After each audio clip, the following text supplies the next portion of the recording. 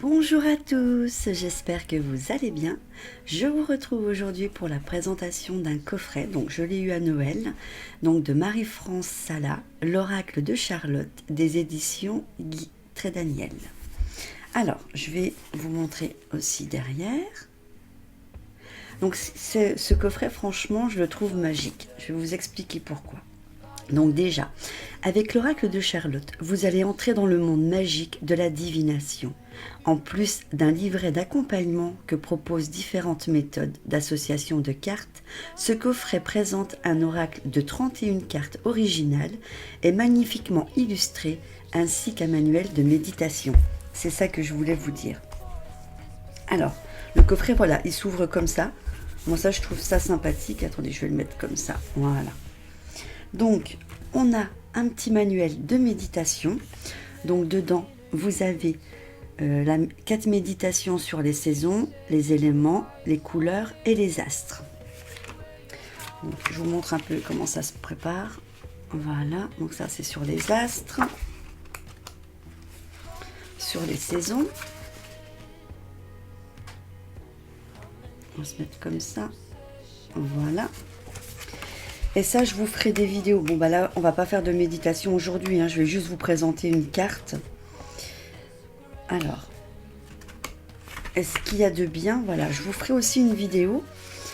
Puisqu'ils disent qu'avant une méditation, et ça, j'en avais fait une, mais je l'avais enlevée, il faut une relaxation. Donc ça, je ferai une vidéo à part. Donc ça, c'est ce qui concerne le manuel de méditation. Je le mets de côté. Ensuite, nous avons donc le livret qui est très très beau, qui a beaucoup de pages, comme vous pouvez le voir. Donc en tout, il y a quand même 159 pages. Donc le livret se présente. Je vais vous montrer ça. Comme dans tout, vous avez la préface. Ensuite, il y a le sommaire, les questions, tirage. Alors, on vous explique comment faire un tirage de la semaine, 1 à 13 cartes. On peut faire le jeu des prénoms.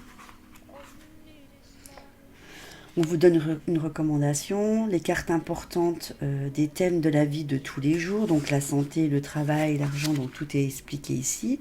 Pour vous aider, voici quelques cartes clés.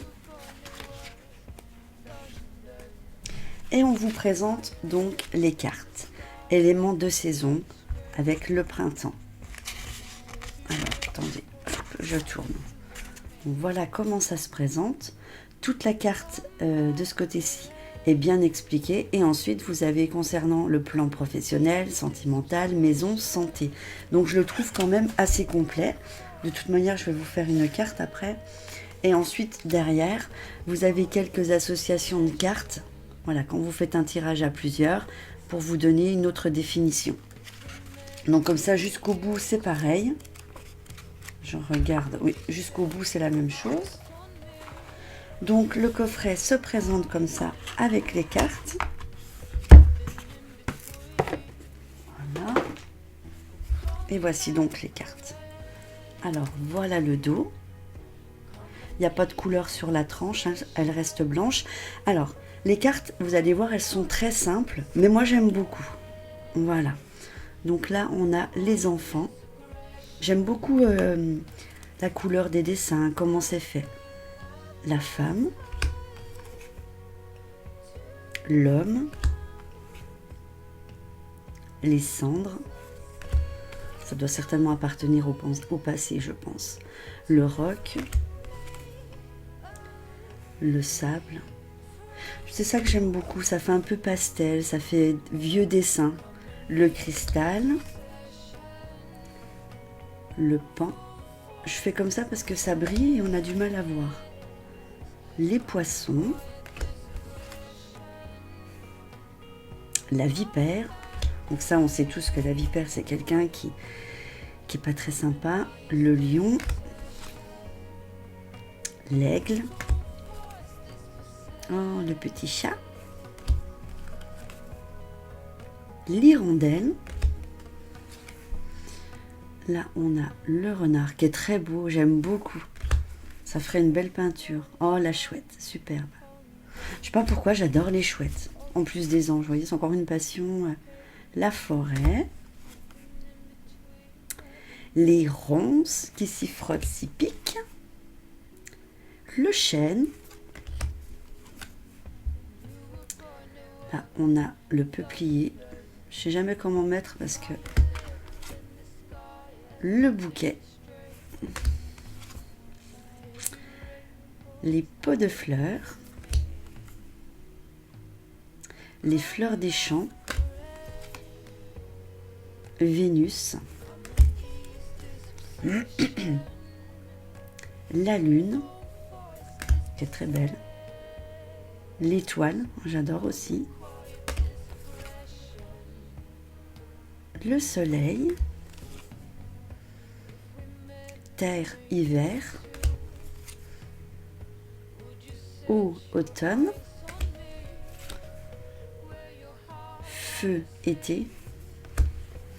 Et on termine avec air, printemps. Alors, je vais les mélanger un petit peu. Là, on va juste faire une seule carte. C'est vraiment pour vous montrer un petit peu. Allez, j'en choisis une. Qu'est-ce qu'elle nous dit?